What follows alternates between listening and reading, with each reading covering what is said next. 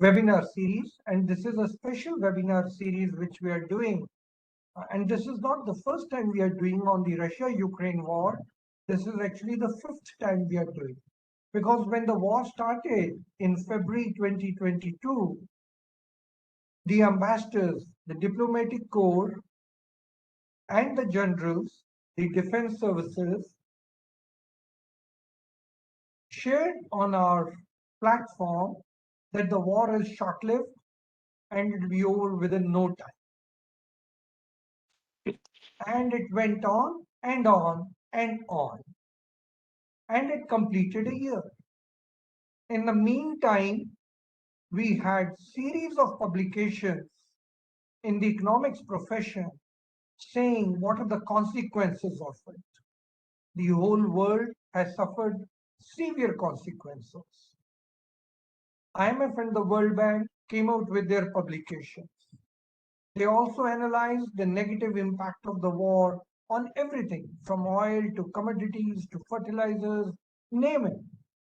And one wondered, such small countries are involved in one remote corner of the world, and large countries of the world have to bear the brunt of it.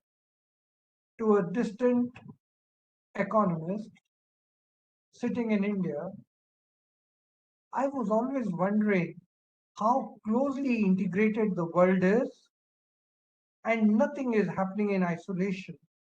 We had suffered the consequences of the subprime and how it traveled, and then the COVID, and now this war in Europe. So in this context, we had series of webinars, and the last one we had is about 2 weeks back. And that is when I met Professor Barry Eichengreen, and I requested him, mentioned to him my concerns, and he had a very different viewpoint than my viewpoint. And I thought this is the time if I could request Professor Barry Eichengreen to come and present his views before us. And he was so kind, so gracious that he said on our behalf, though I did not know Professor Yuriy, he said on our behalf, he will request Professor Yuriy, and I must mention, as a true academician, as a scholar, Professor Yuriy then agreed to come and present his thoughts amongst all of us. To chair the session today, I would like to introduce Lieutenant General P.S. Rajeshwar. P.S. General Rajeshwar is the Director General of a very important defense think tank located in Delhi. General Rajeshwar was commissioned into the Regiment of Artillery in December 1980, and after nearly 4 decades, he retired. He's a gunner and an aviator. He's an alumnus of the Defense Services Staff College, Army War College, and National Defense College in Delhi and Philippines. He has actively taken part in Operation Meghdoot and Operation Rakshak.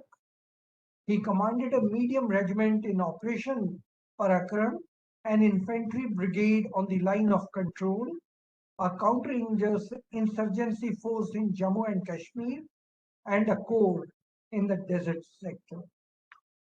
General Rajeshwar also served on key staff assignments and United Nations peacekeeping missions in Mozambique and Rwanda. His apex responsibilities, both tri-service, included the Chief of Integrated Defense Staff to the Chairman Chiefs of Staff Committee and the Commander-in-Chief of the Andaman and Nicobar Command, from where he retired in May 2020. I would like to mention, before I hand over the mic to General Rajeshwar, that EGROW Foundation has been conducting these webinars since the last 3 years. We have conducted about 180 webinars, and we started with an objective of a blend of foreign scholars and domestic scholars. and working on contemporary issues, both domestic and global, because the world is so highly integrated. We have been very fortunate. We have had the privilege of having the top-notch minds in the world come and speak to us. And we have been very fortunate in that very context. We had the advantage and privilege of earlier having Professor Barry Eichengreen also come and speak to us. So with this brief introduction, I would now hand over the session to General Rajeshwar to conduct the proceedings further. General. Thank you, Dr. Charan. It's indeed a pleasure to be here and an honor to actually chair. Although, I'm remotely connected with economics, but it's wonderful to meet people from whom one can learn. So it is with that perspective that I go forward. Before I introduce our distinguished speakers who will be talking on the subject, I thought it is fit to kind of look at from a military perspective, because the topic is macroeconomic consequences of the war and then post-war reconstruction. So when we look at war, I know you had a session on the, I think, 5th or 7th, something like that. And a lot of, if you look at those videos, one can make out how the warfare has gone on. And you already done so many sessions.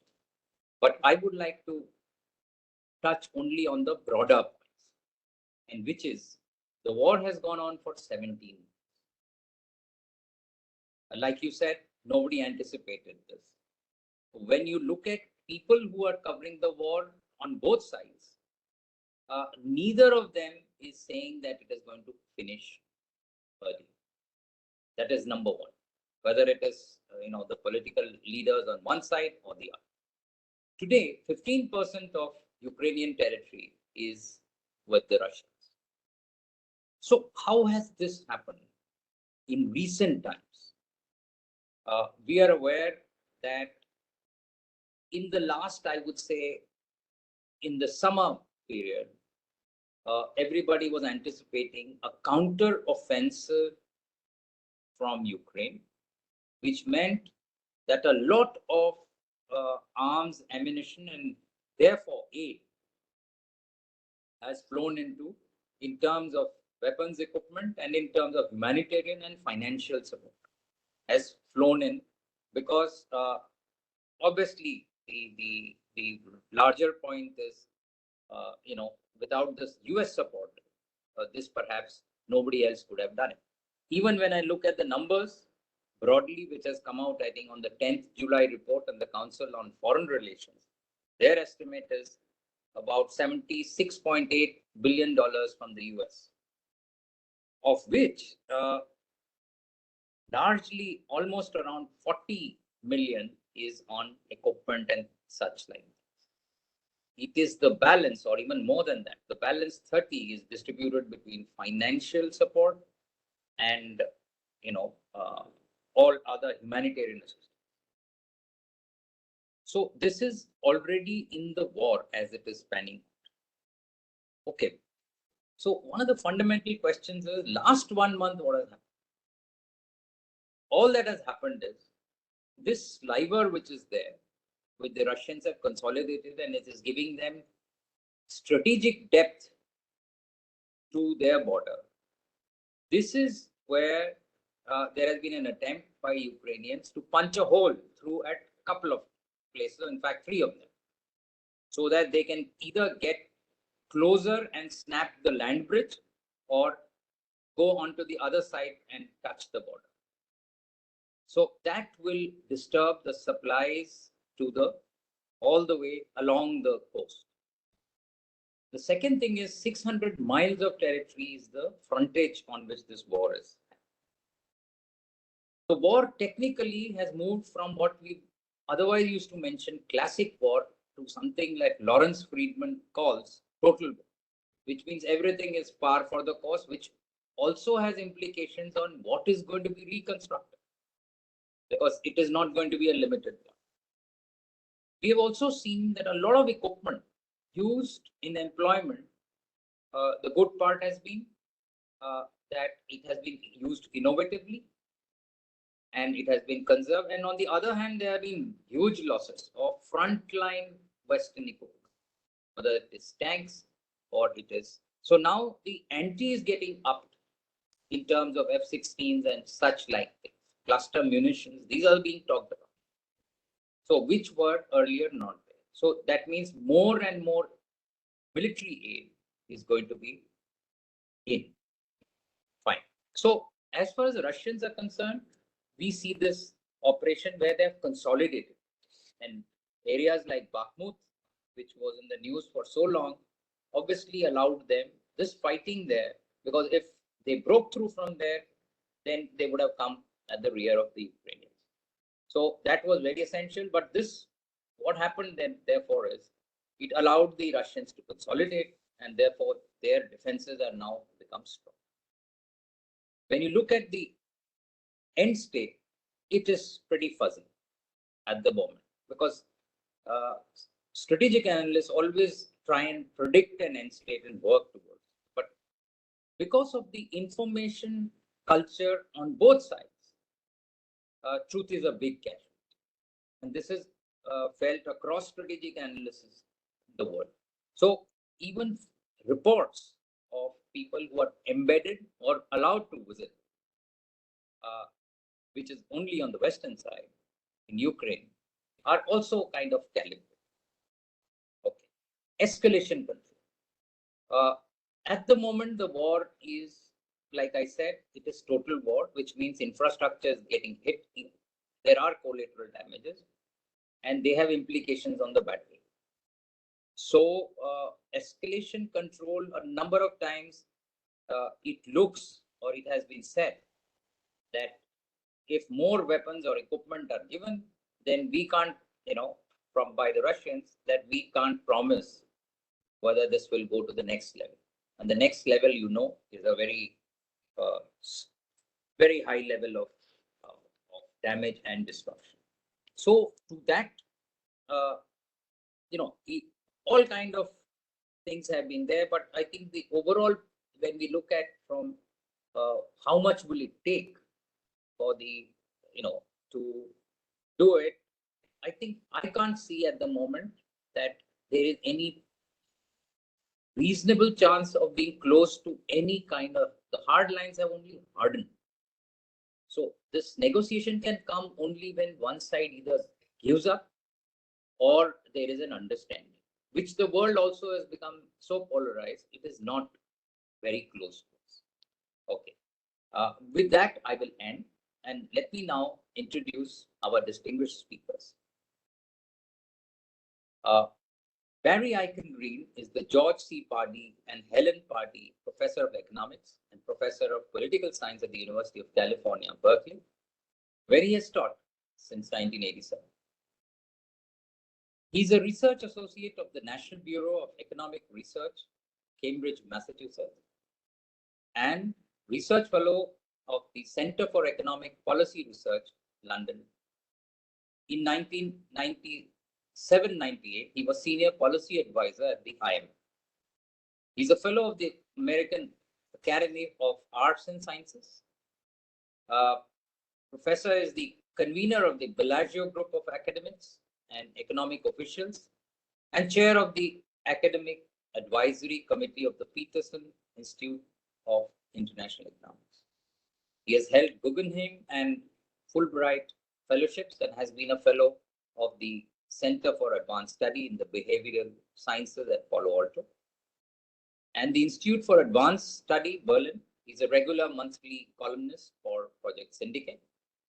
His most recent books are from Miracle to Maturity, The Growth of the Korean Economy with Dwight Perkins and Kwon Ho Shin, 2012, and Exorbitant Privilege, The Rise and Fall of the Dollar and the Future of the International Monetary System of 2011, which was also shortlisted for the Financial Times and Goldman Sachs Business Book of the Year award in 2011. Professor Eichengreen was awarded the Economic History Association's Jonathan R.T. Hughes Prize for Excellence in Teaching in 2002, and the University of California at Berkeley Social Science Division's Distinguished Teaching Award in 2004. He is the recipient of a Doctor Honoris Causa from the American University in Paris and the 2010 recipient of the Schumpeter Prize from the International Schumpeter Society. He was named one of Foreign Policy magazine's 100 leading global thinkers in 2011. He's a past president of the Economic History Association, 2010-2011 academic year. So welcome, Professor Eichengreen. Let me now also introduce Yuriy Gorodnichenko. Yuriy is an economist and quant-hedge presidential professor at the University of California, Berkeley. He's a visiting scholar at the Federal Reserve Bank of San Francisco, faculty research associate at the National Bureau of Economic Research, a research fellow at the Institute for the Study of Labor. He was the chair of the International Academic Board of the Kiev School of Economics. He's a co-editor of the Journal of Monetary Economics. Previously, he was co-editor of the Review of Economics and Statistics. He also serves on the editorial board of Wiznik of the National Bank of Ukraine. He's a co-founder of Fox Ukraine and a member of the executive committee of the Association for Comparative Economic Studies, or ACES. A significant part of his research has been about monetary policy, the effects, optimal design, inflation targeting, fiscal policy, which includes counter-cyclical policy, government spending multiple, taxation, particularly tax evasion and inequality, economic growth, long-run determinants, globalization, innovation, financial friction, and business cycles. His work was published in leading economics journals such as the American Economic Review, Journal of Political Economy, Quarterly Journal of Economics, Review of Economic Studies, Journal of European Economic Association, and many others.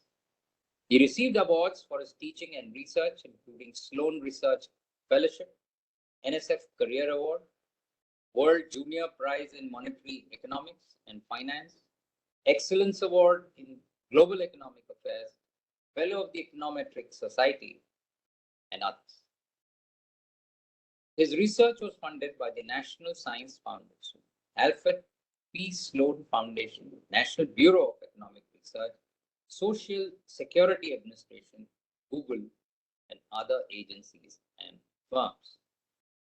RIPEC ranks Gorodnichenko as the top young economist in the world. So welcome, Yuriy. And may I now hand over to Professor Eichengreen? And I will in turn hand it to Yuriy to start. Thank you for the introduction. Thank you for organizing this event. Barry and I would like to share some slides to keep the discussion focused. So I hope it's okay if I start the presentation. I hope you can see the screen.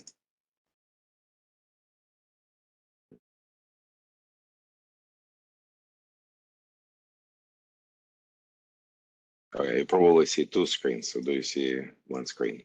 No, one screen. Okay, perfect. The timing of this webinar is great for us because CEPR just issued a new report on the post-war macroeconomic framework for Ukraine. Barry and I are co-authors of this report, and we have a wonderful team of contributors on this report. Now, you may say that, as Rajeshwar said, that, nobody knows when the war is going to finish, I'm sorry. And indeed, there is a great deal of uncertainty about this. But on the other hand, wars are highly unpredictable. They may, end quickly, really hard to predict. And so we have to start thinking about how Ukraine can develop after the war is over. What kind of macroeconomic policies we need to have in place to have a successful recovery. Now, obviously, what happens in Ukraine, this report is focused on Ukraine. But as Charan was saying, what happens in Ukraine has effects on everybody. Just yesterday, the Russians attacked the seaports of Ukraine and damaged a lot of infrastructure there, which is going to limit the ability of Ukraine to export grain and other agricultural products to lots and lots of places in the rest of the world. For example, now there is again a serious concern that we may have hunger problems in Africa. Even India is affected by this. Many people don't know, but India imports lots and lots of vegetable oils from Ukraine, roughly $2 billion worth. And in the attack yesterday, the storage facility for these oils was damaged. And so it remains to be seen how quickly it can be repaired and how quickly the shipments can be resumed. So what I want to say is that obviously, we're going to focus on Ukraine, but we should understand that what happens in Ukraine is going to have implications for even very distant countries, something that is not, immediately connected to Ukraine. Now, this report has several parts. We try to split it into kind of core areas for macroeconomic policies, fiscal policy, monetary policy, labor markets, regulatory environment. I will give you an outlook of what is happening in Ukraine and cover briefly fiscal policy and then hand it over to Barry so he can cover monetary policy, labor markets, and regulations. Now, if you're pressed for time and want to have a quick summary of what is happening in Ukraine and have sort of a relatively unbiased take on this, there is a recent report prepared by the International Monetary Fund where they collect a lot of statistics from various sources, from international sources, from the Ukrainian sources. It's a very nice summary, and I highly recommend it. Now, what is happening in Ukraine? This figure here shows the dynamics of GDP over the last 10 years.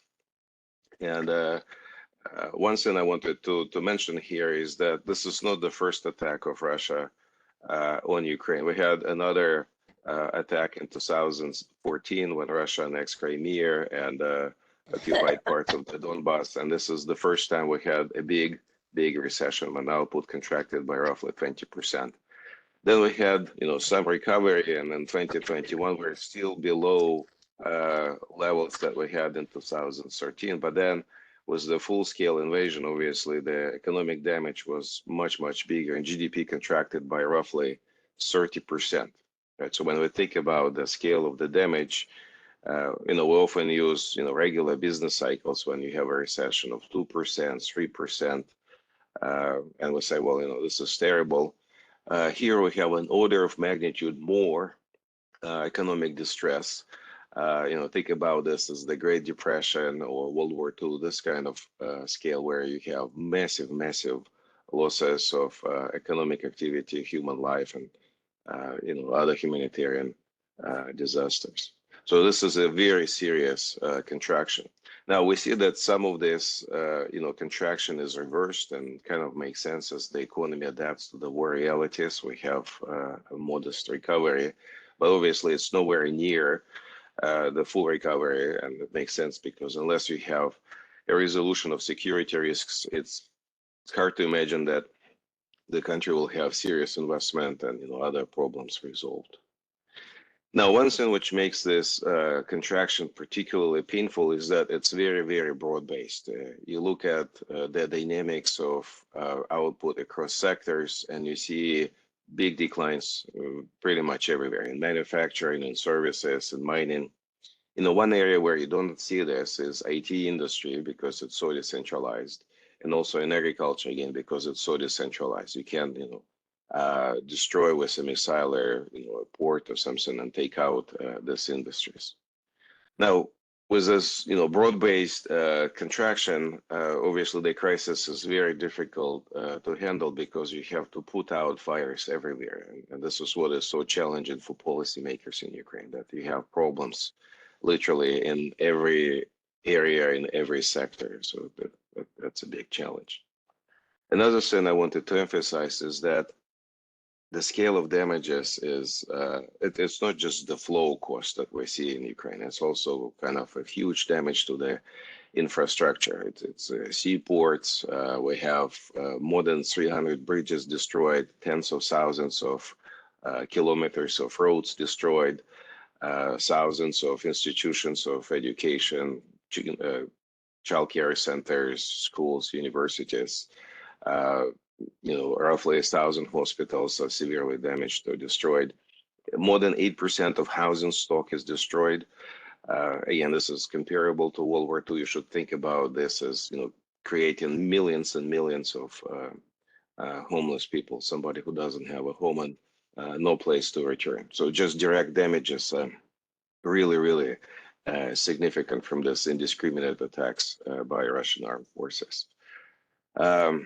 Another way to kind of appreciate the scale of this disaster is to look at the flow of refugees. And this figure here shows the millions of people that fled the country since the start of the war. And this black line here, solid black line, this is Ukraine. And you can see that within 1 year, in fact, it was just a few months, the number of refugees jumped from 0 basically to 9 million people. It's roughly a quarter of the population. And unfortunately, we had many disasters in the past. We saw problems in Afghanistan and Syria and Venezuela, but nowhere we had this explosion in the outflow of refugees. So what we see in Ukraine is really unusual. Now back to macroeconomics. This figure here shows the time series of inflation, and the National Bank of Ukraine, the Central Bank of Ukraine, has inflation targeting. The inflation target is 5%. The bank has been reasonably successful in delivering relatively low and stable inflation before the start of the war. Then we had COVID, and then there was a big increase in inflation. It hit more than 25%.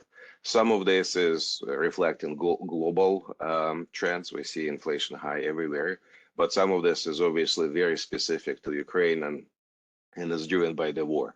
And specifically, the main issue why we have so much inflation in Ukraine is that in the early months of the war, the government didn't have resources to pay for defense spending, and the National Bank of Ukraine was basically the only source of funding for this. So the central bank had to print money to pay for defense expenditures.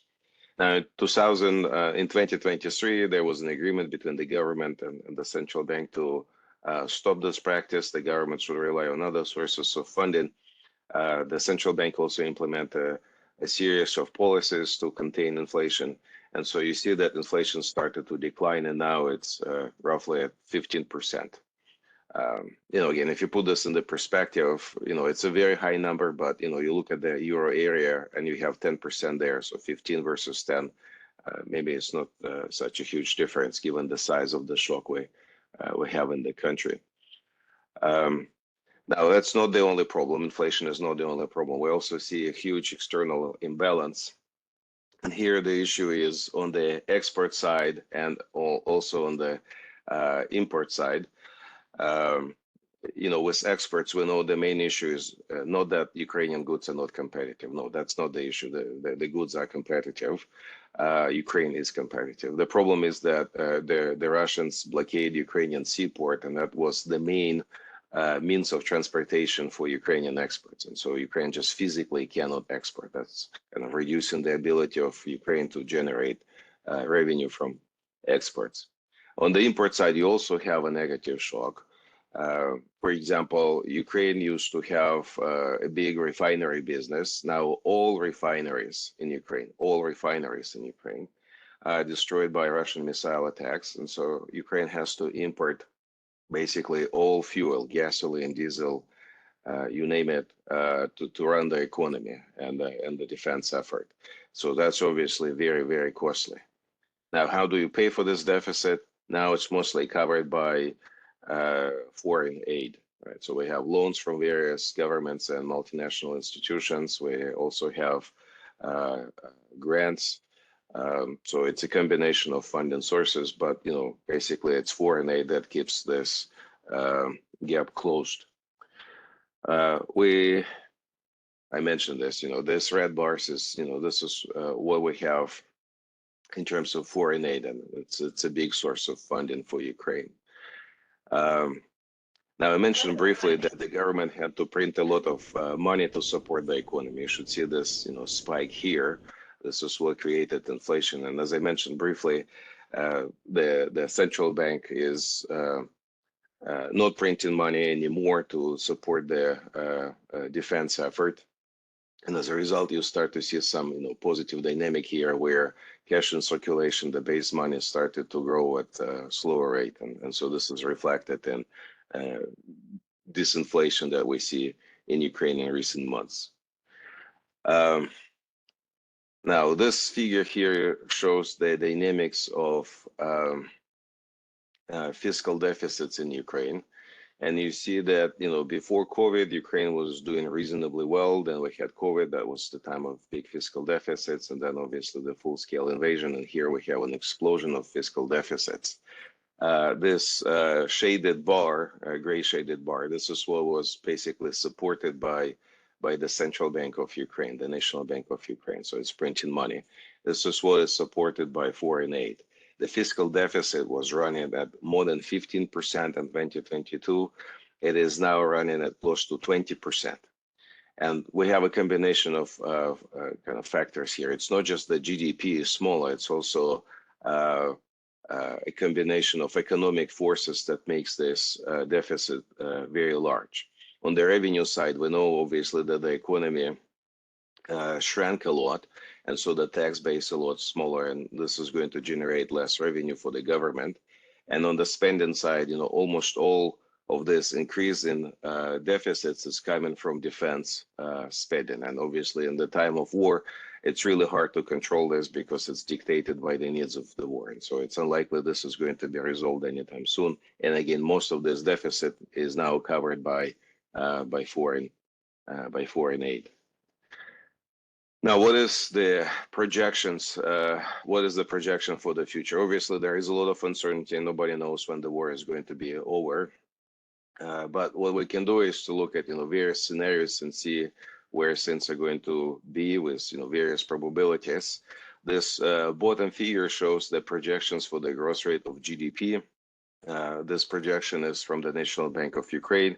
They expect a modest recovery, 2% this year, 4% next year, but there is enormous uncertainty. You see this shaded regions here, shades of blue. This is telling you the range of possibilities. You can have a very fast recovery if security concerns are resolved, or you can have another contraction if you have Russians blowing up another big dam, or destroying the nuclear power plant in Zaporizhia, or doing something else that can severely inhibit economic activity in Ukraine. In terms of inflation, the National Bank of Ukraine is optimistic. This is the top figure.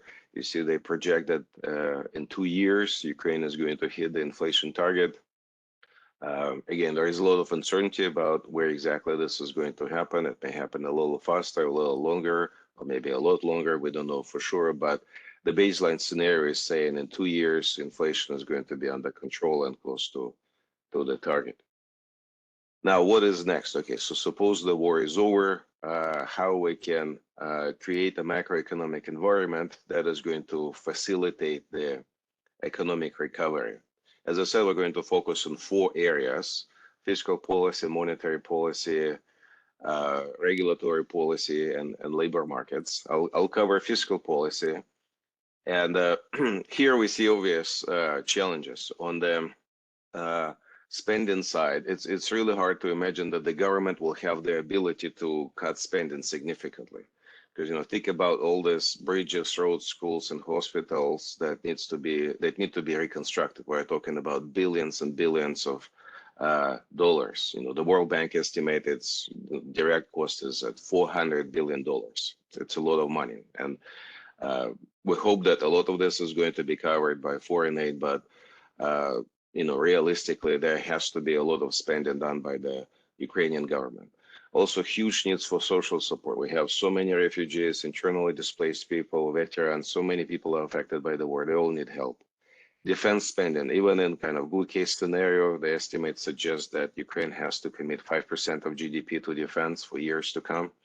And also from a macroeconomic perspective, we know when the economy is weak and you cut spending, government spending, now it's a big source of aggregate demand. This is going to damage the economy further. We don't want that. On the revenue side, it's also difficult because Ukraine historically had weak tax enforcement, so it's hard to raise revenues in general. Also, the tax base tend to be very elastic because people can move around between countries. They can move into informal sectors. So this is, again, limits the ability of the government to raise a lot of tax revenue just by raising taxes. We also see a massive demographic crisis in Ukraine on the horizon. I already mentioned that a quarter of the population is outside of the Ukraine kind of territory. We also know that Russians are kidnapping Ukrainian children, and this is going to create problems in the near future because we're not going to have enough workforce. And again, from an economic perspective, if you raise taxes in a weak economy, this is going to create a recession or slow down the recovery. So again, we don't want to do that. Now, with these challenges in mind, what do we propose? Well, we propose that, first of all, the country that's so ravaged by the Russian invasion, you have to ask for deep debt relief, right? So we have to have massive write-offs to have a clean slate for public finances to help the economy rebuild. Otherwise, you will have to service debt, and it's going to be a very heavy burden and crowd out other needs. In terms of tax reforms, again, you can't really raise taxes, and frankly, the levels of taxes not outlandish. They're very similar to the tax rates we see in peer countries. So you have to work through other ways. For example, you should focus on applying the taxation more uniformly. This means close loopholes, broaden the tax base. Direct taxes are hard because they have a very elastic tax base, and you need to attract people back to Ukraine. Excuse me. What's the solution? We propose to rely on indirect taxes. They have a more robust tax base. They're investment friendly.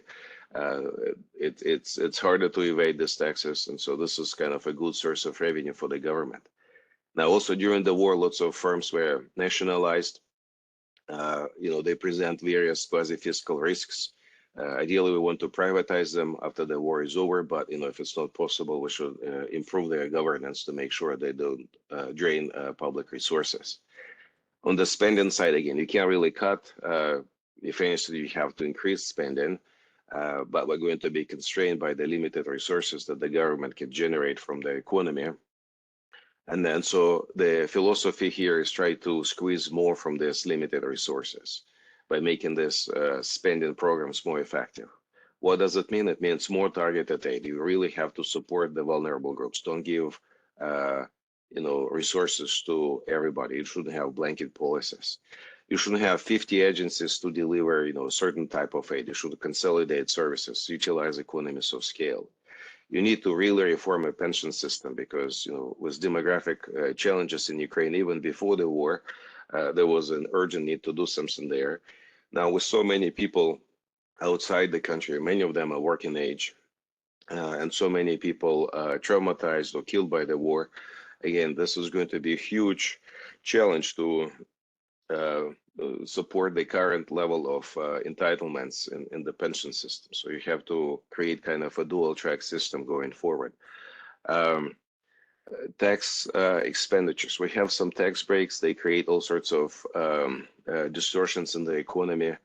We should get rid of this. And, if we want to support the sector or a group of people, it has to be a direct budgetary transfer. This is going to be much more transparent, and it's much easier to control the cost of that. Credit interventions. Ukraine used to have a policy where lots and lots of government guarantees were issued for private debt. it seems like a great idea because it's off balance sheet, but in practice, it's extremely costly because if you have big debt problems, non-performing loans like we see today, this is going to create, again, huge quasi-fiscal risks for the government. And finally, we also talk about the institutional reforms where we say, well, if you choose between fiscal rules and fiscal councils, you should use fiscal council because it gives you more flexibility. It's more likely to work. You should shift resources to the local governments because they have better knowledge of what is needed on the ground. And we'll also urge the government to digitize government resources, services more. So for example, in Ukraine now, you can use a smartphone to apply for a marriage certificate, for a pension, for a subsidy or whatever. This is a great thing because it minimizes corruption and also makes everything a lot more efficient and faster. So we can really scale this even further up to save resources for the government, collect data, and kind of increase the access to the services. I'll stop here and transfer this to Barry. Barry, would you like me to keep the slides open or? Yeah, I think that would be easiest if you could advance to the next slide, please, Yuriy, on monetary policy. Obviously, that's the other immediate blade of the macroeconomic scissors. The fiscal reforms that Yuriy described have to be complemented by an appropriate monetary policy, first element of which obviously is return to inflation targeting by the National Bank of Ukraine. Inflation targeting having worked relatively well before the war, increasingly well, and the central bank having acquired experience with operating that regime over the better part of a decade. Yuriy described the money finance that the central bank provided the government in 2022, and that will have to be gradually sterilized, removed in order for a return over time to the target to be feasible. The current in the slide Yuriy showed you on in the inflation record, you saw that the inflation target had gradually been reduced over time to 5% with a tolerance band around it. When one talks about this to a European audience, one has to justify why the inflation target is 5% rather than 2%, which is what most European central banks do. Talking to an audience in India, we don't have to justify this because the RBI similarly runs a 5% inflation target, which in a volatile environment has advantages. So there is notorious resistance to cutting money wages, nominal wages, with a 5% inflation target. There is more scope for cutting real wages where necessary for adjustment while holding nominal wages fixed. And it's also important to worry about business cycle volatility and the possibility that interest rates may have to be cut sharply to support the economy, starting out from 5% inflation with a policy interest rate somewhat above 5%. There is more scope for doing that. So we think the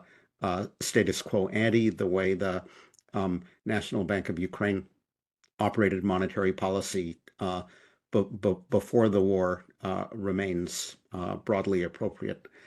Next slide, please. Monetary policy and exchange rate policy have to go together. I think there was some debate within the team about exactly what to do here, and there is some scope for distinct monetary policy and inflation targeting regime and a variety of different exchange rate regimes insofar as Ukraine continues to maintain capital controls, restrictions on capital inflows and outflows of various sorts.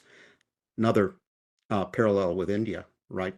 But Ukraine also has to think about convergence toward the European Union over time, EU accession being a principal goal, and that will imply loosening those restrictions and converging to the open capital account that characterizes the situation in EU countries. So we think that is among the reasons why it is appropriate for Ukraine to adopt a floating exchange rate. We worry that a peg will grow increasingly fragile as the capital account becomes increasingly open. A peg will give rise to misalignment problems if inflation proves more inertial than hoped and the real exchange rate appreciates as a result. And pegs are notoriously hard to exit from. There are very few examples in history of countries that have smoothly moved from a pegged exchange rate to a float. So those are all arguments for why in these exceptional circumstances where Ukraine has an opportunity to choose its exchange rate regime, it should choose to float, but that float should be heavily managed at the outset, given the scope for unpredictable, volatile capital flows in this unpredictable geopolitical environment, and therefore the fact that the exchange rate could move abruptly absent intervention, absent management. So the central bank should intervene in response to disorderly movements. Easy to say, a little harder to do given the ambiguity about what exactly constitutes a disorderly movement. I think if I recall correctly, Yuriy can correct me if I'm wrong, the central bank's reserves have basically recovered to the level they were at before the war because of that difficulty of importing and so forth, which by our estimation is adequate to support the kind of intervention that we have in mind. Intervention, again, doesn't mean preventing the exchange rate from moving. We think it would be useful if the exchange rate was permitted to fluctuate, at least to an extent, in both directions, because that would be a deterrent to excessive capital flows. Next slide, please. That monetary policy and exchange rate policy need to be backed by appropriate financial sector policy. There are going to be big problems in the banks because they have lent to enterprises that have suffered big losses as a result of the war. They have helped to finance the government's ongoing expenditures. So those non-performing loans, as is typical in economies that are managing these kind of banking sector difficulties, should be collected in a government-run bad bank where they can be liquidated or sold off over, restructured and sold off over time. The good banks need to be adequately capitalized, and that is going to take resources from yet additional resources from the government above and beyond what Yuriy described before. It will be important for the government to retain those capital controls and macro prudential tools for a period of time, probably for a period of years, to prevent credit booms, excessive credit growth, and speculative capital flows. So if there is, as is hoped, a reasonable resolution of the war, if Ukraine obtains the security guarantees that it needs, there will be the possibility of large capital inflows. And we know that credit booms fueled by large capital inflows often end badly. So using macroprudential policy and capital controls to limit those inflows will be important. Letting credit markets operate to the extent possible, avoiding ceilings on interest rates and directed lending by banks, avoiding financial repression would be desirable, and not enlisting the central bank as a development bank, as a lender to direct lender to industry will be important. On to labor market policy. Here, it will be critical to not to protect existing jobs, but to provide workers with insurance. There will be a massive adjustment after the war across space. Ukrainian workers may move from east to west across sectors as IT continues to expand, and the construction sector obviously will be expanding in the short run. And across skills, some previously acquired skills may be less relevant in the post-conflict economy. So protecting old jobs would be a bad idea. But if Ukraine doesn't protect old jobs, it will have to do other things for workers, expanding lifelong education, providing new skills, reducing labor market mismatches, all of which will have to be financed, including by donor aid and backed by technical assistance. So the World Bank and others have a lot of experience in advising countries on how they can organize these kind of labor market adjustments. If there is going to be internal migration within Ukraine, as will certainly be the case, not simply rebuilding old housing, but giving workers, households, housing vouchers and letting them choose where they can best live, and using those vouchers to spend on housing and encourage the private sector and local governments to build housing in the places where it is in demand will again facilitate labor market adjustment. Yuriy mentioned how Ukraine's demographic prospects were not great before the war, how the population was aging and the replacement rate was relatively low, with outmigration and the possibility that not everyone who has fled the country will immediately come back. There is likely to be problems of labor supply shortages, so encouraging women, among others, to participate in the labor market by encouraging part-time employment, by subsidizing childcare will be important going forward as well. I think the next slide, Yuriy, is about regulatory policy.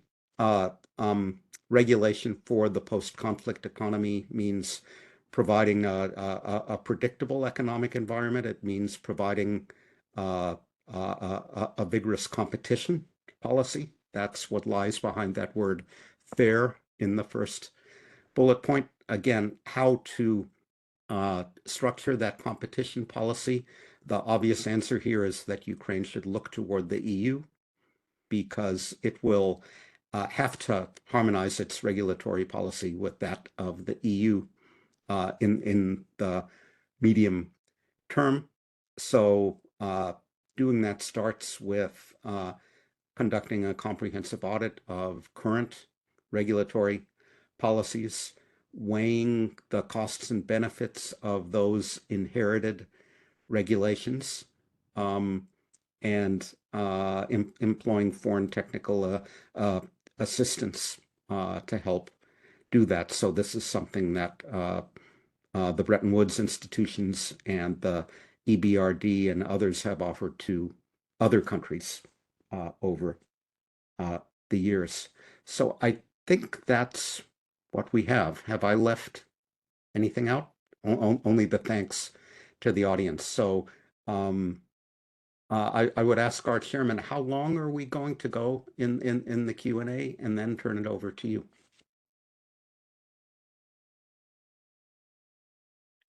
We could, depending on your convenience, but about 15 minutes of Q&A. Would that be okay? Yeah, I think we can go.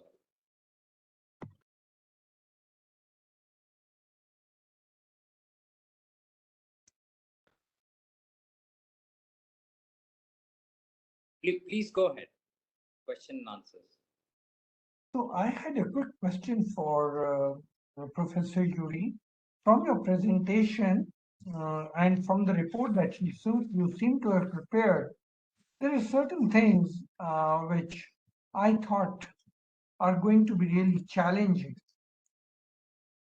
The fiscal obviously is going to be very challenging. The way you've shown the fiscal deficit is so high.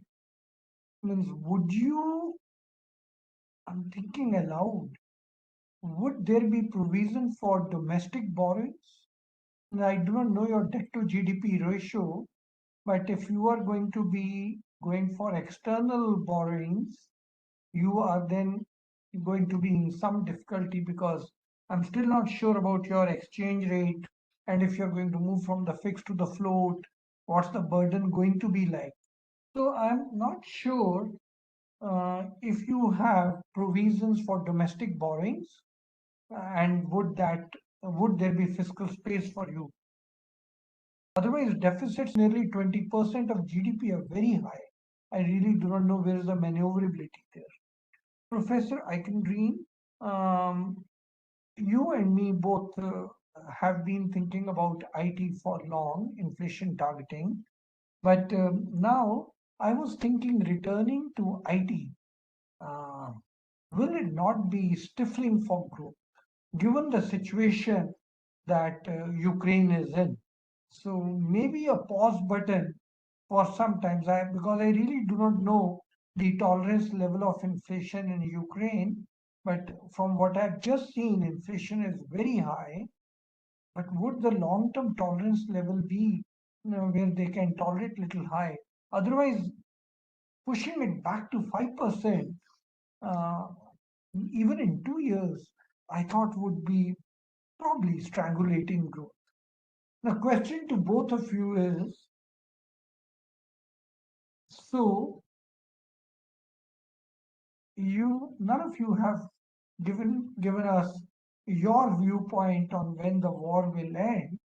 But what I understand from both of you is that whenever it ends and however it ends, Ukraine will be joining EU, or that's the long-term objective, that Ukraine would like to align with the EU and then join the monetary union of the euro.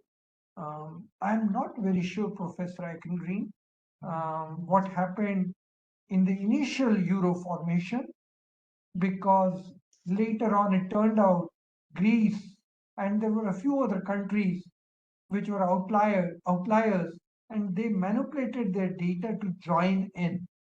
Now, Ukraine is in a difficult situation, and if Ukraine joins EU now, would it be another country which is bringing lots of baggage with it and which will strain the euro? Thank you.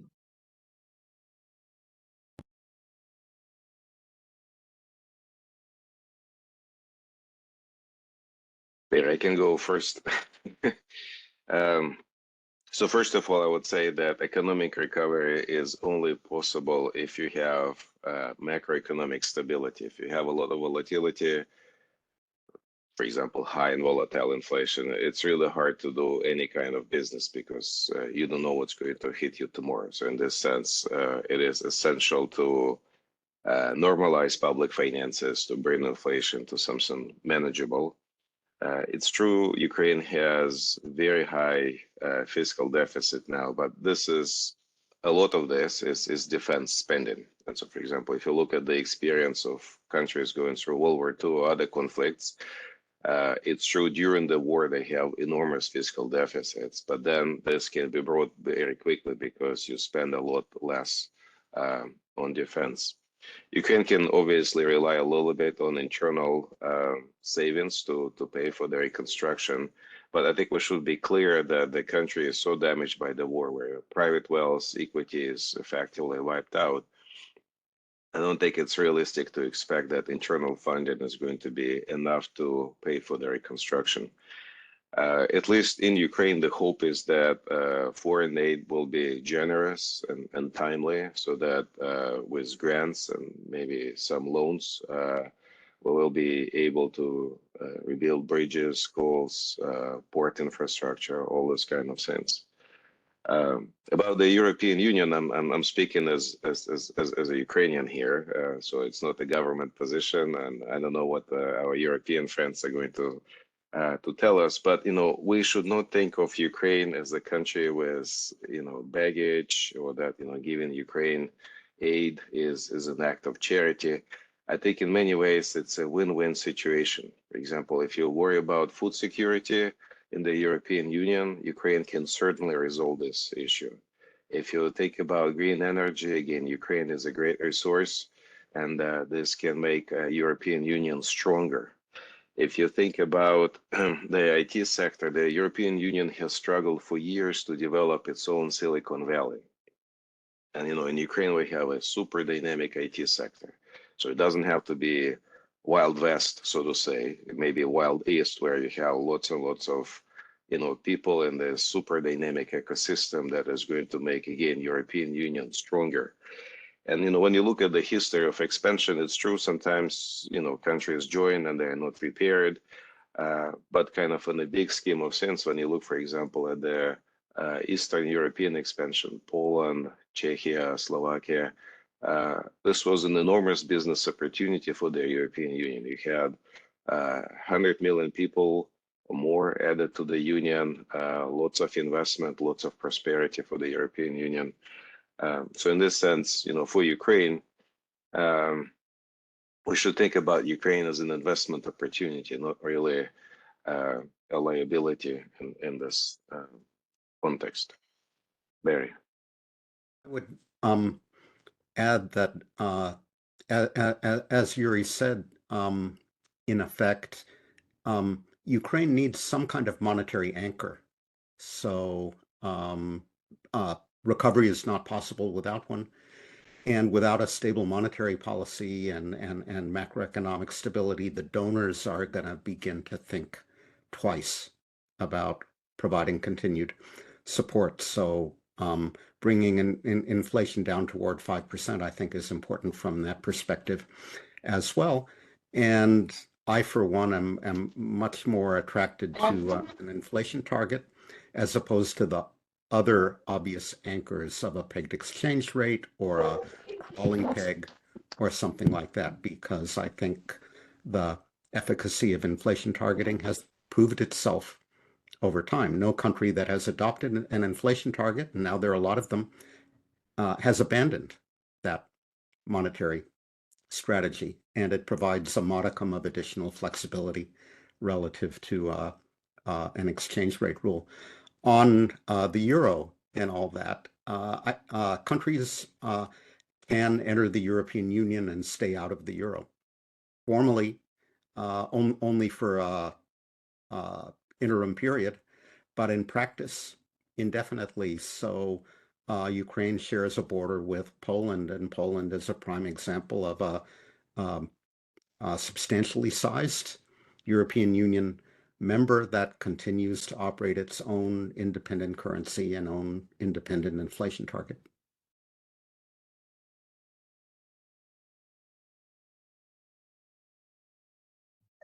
General, I understand that Colonel MP Singh has a question. Is economics the reason for this war, or economics going to be the reason for ending of this war? Colonel MP has just written it in his, yeah. Yeah, please go. No, basically, you see, if I, this is a non-economist. I'm a defense officer, professors. So obviously the question is also not into deep economics, but I always believe that wars, the history of wars, does have an economic angle to it, and the solution of the wars also has economic angle to it. So broadly thinking on those terms, like we have been discussing, I've been hearing the speakers talking about the shattered economy of Ukraine, how we can reconstruct the same. Is that going to be a reason? Because the whole world is looking at how does this war end? It has already been going on and on. The whole world is looking how it's going to end. So is this going to be a reason to end? Now, both the countries, whether it is Russia or Ukraine, I believe are having very fragile economics, very fragile economies. So what is going to be the end? We are looking at how it's going to end. As India is always supporting, including our Prime Minister's visit to talks to the presidents of Russia or Ukraine, looking at ways how this all war is going to end. So is this going to be a reason for it to end, or is it going to continue like this? General, I also have a request. I think Professor Ashima Goel may like to ask a question, and Professor Kurian may like to ask a question. Is that true, Professor Goel and Professor Kurian? General, you may take the call. I also agree with the two interrogations uh, by Singh as well as the new one about the ending of the war. I think that is the crux of the issue. So what may be your speculation about that? I'm eager to hear. Then about the policy prescriptions you both of you referred to. Again, I have some diffidence because I think this is also the time for us to go to the Second World War period. And in 1944, we know that the International Monetary Conference, which was held more or less in the same environment. And again, we know that the Germany of that time was, to a large extent, revived, not by Germany itself. It was by US Marshall Aid Program, then IBRD. All these external interventions also were there. So again, these two subtle issues are questions which I pose to both of you. Thank you very much.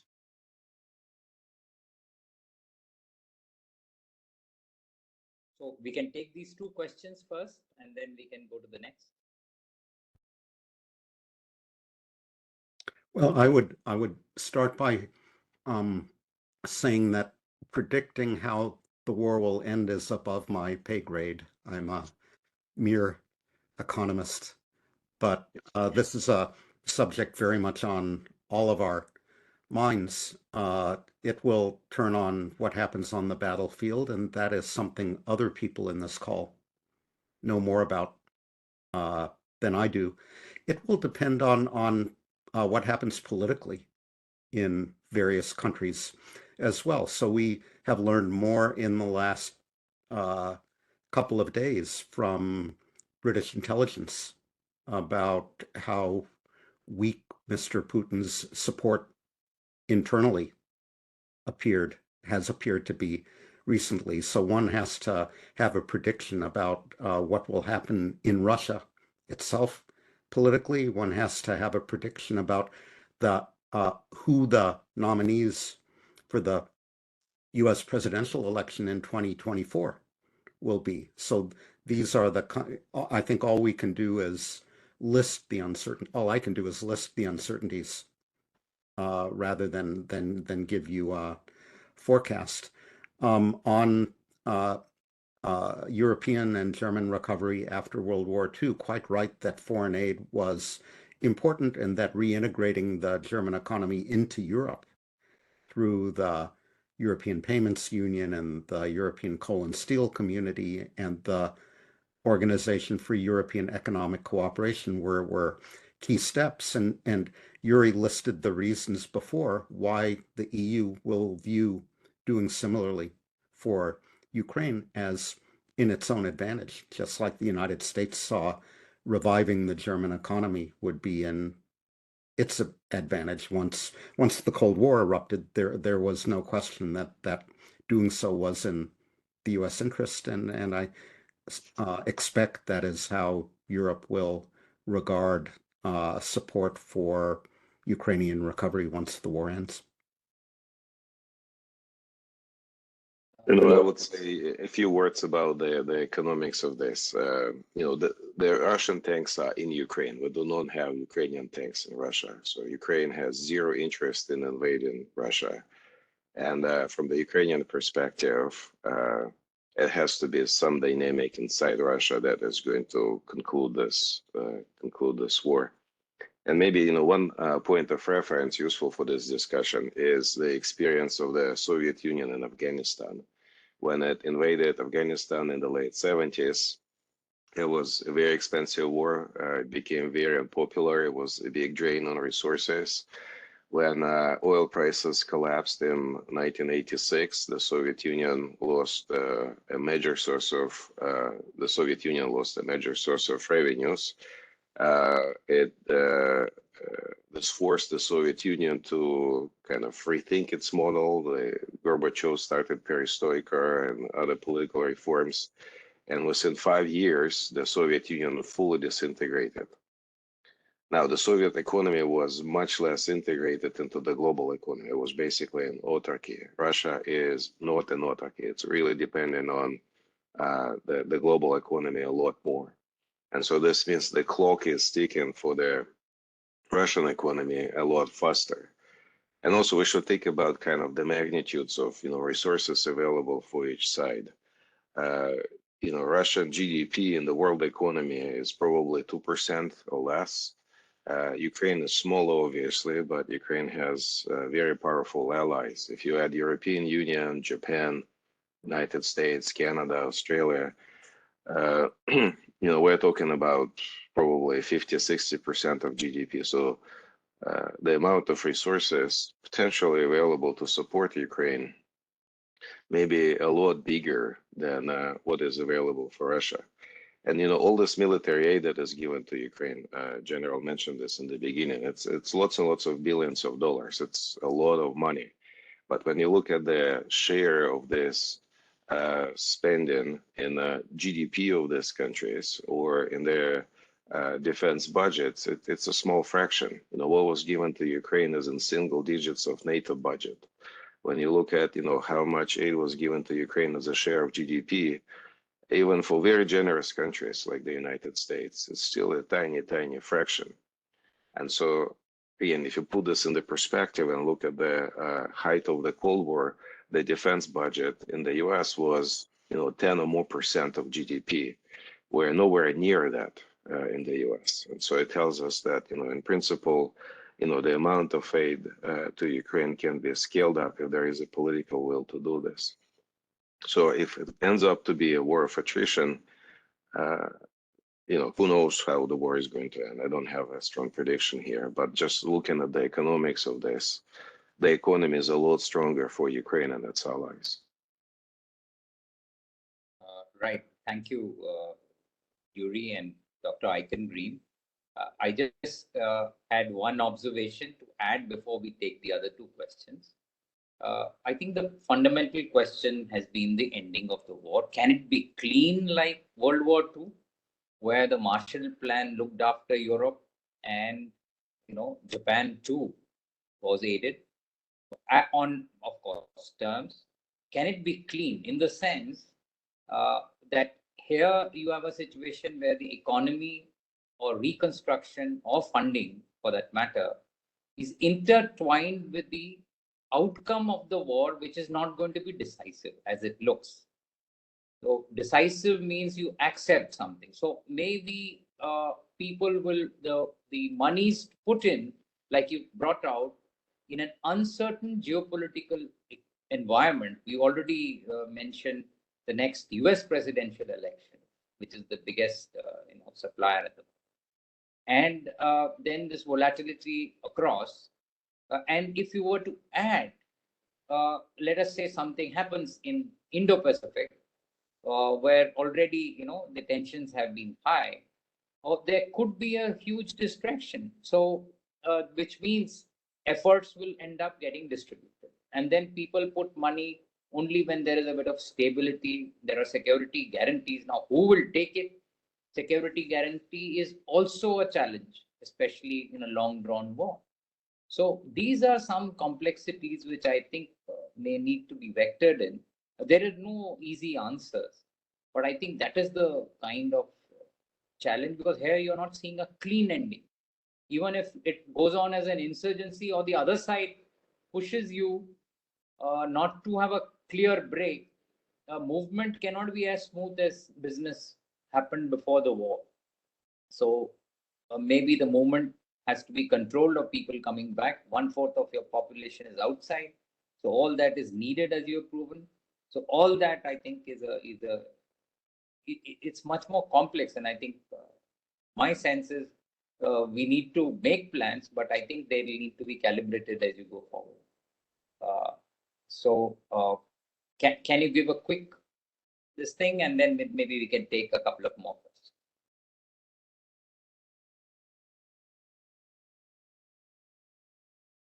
One thing I learned from Barry is that martial aid was given to Greece after World War II, when Greece still had a civil war. And, it's one example where you have security concerns very much not resolved. And so this tells me that, in principle, reconstruction can begin and foreign aid can flow even until the security sense are completely resolved. Now, I don't know what is going to be victory or clean victory, but again, if you go back to the disintegration of the Soviet Union was not invaded by anybody, yet, it disintegrated. So something like this can happen also with Russia. Who knows what is going to happen?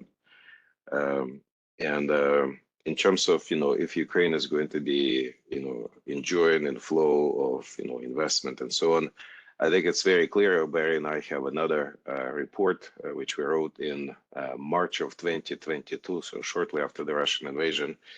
And it was called The Blueprint for the Reconstruction of Ukraine. And at the time, it seemed like science fiction, but it seems it's more likely that, there will be Ukraine, there will be people, there is a government, and so on. And so in this blueprint, we were saying that the timing of the reconstruction is going to be such that in the beginning, it's almost surely going to be only public money, because only governments can accept these risks. But, over time, the funding is going to be shifted towards more and more kind of private investors, because this is how you bring in technologies. This is how you integrate into global value chains. So it's going to be kind of a phased process. Barry. Yeah, I obviously security guarantees are important for attracting foreign investment.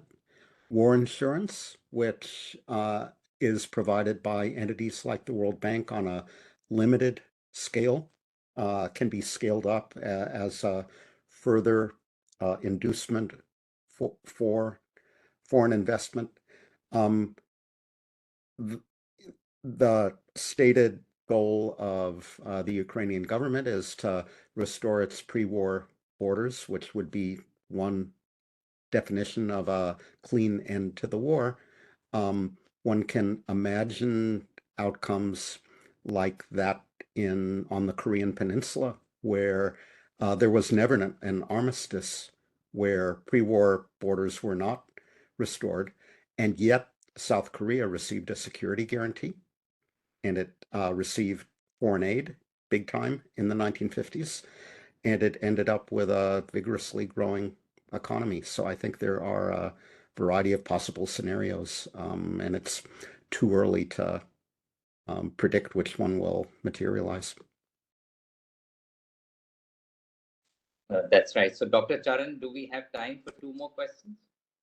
The professors, I don't know, because they are yet to start the day. We are, of course, ending our day. Okay, Professors, so would you like to? There are 2 questions in the chat box. Would you like to respond, or are you running out of time?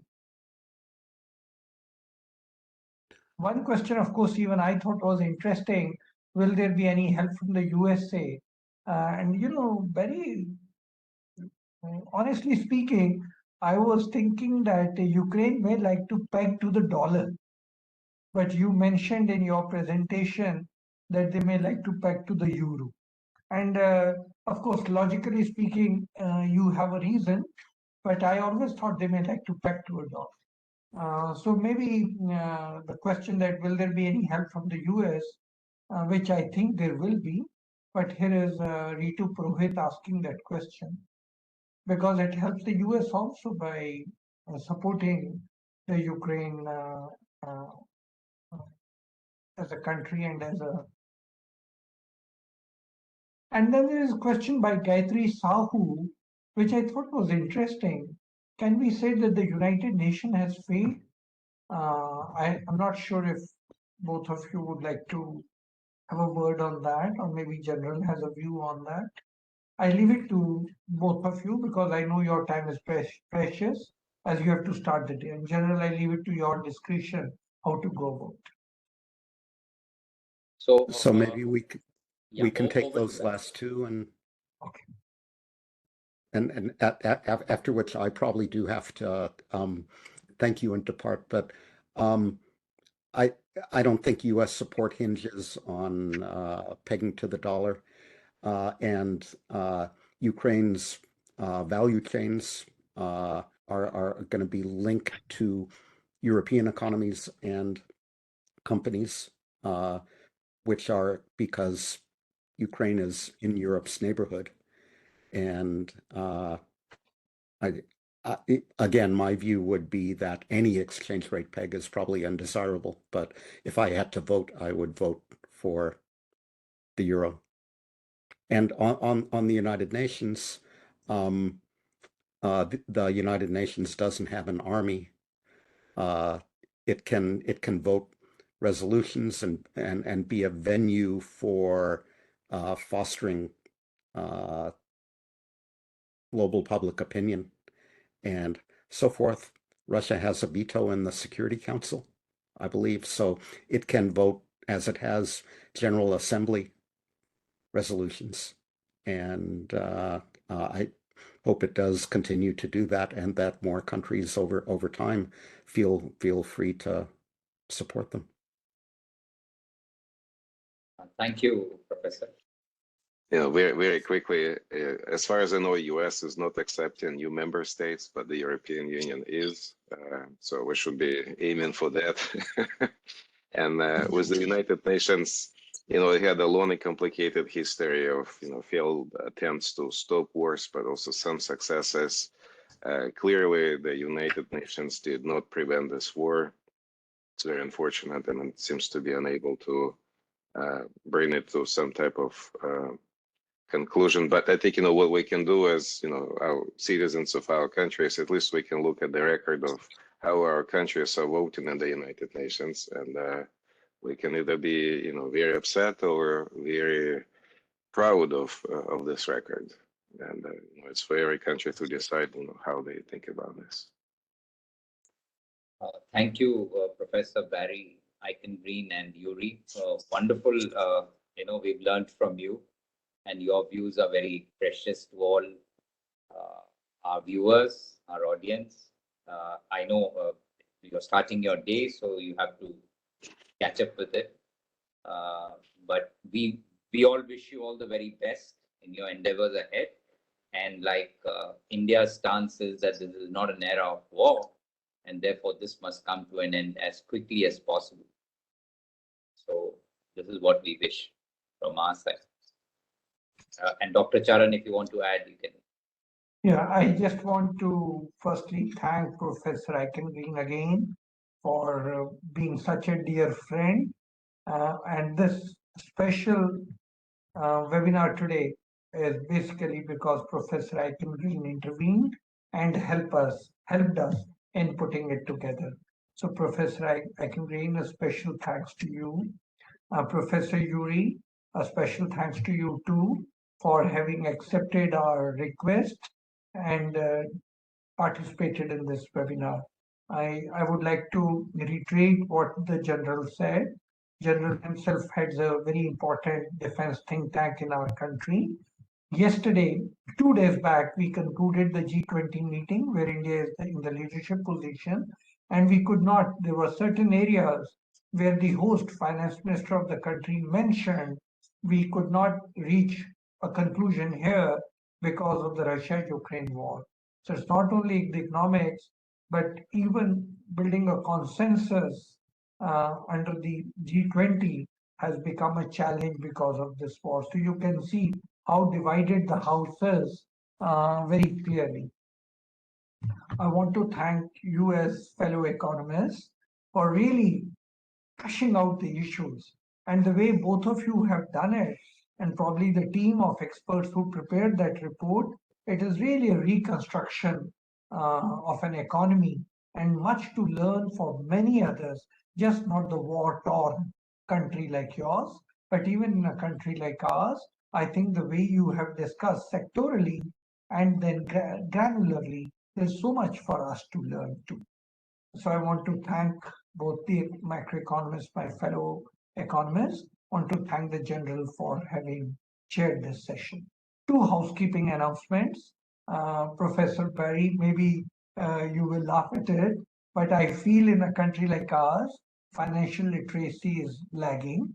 But I also feel more than financial literacy, economic literacy is lagging.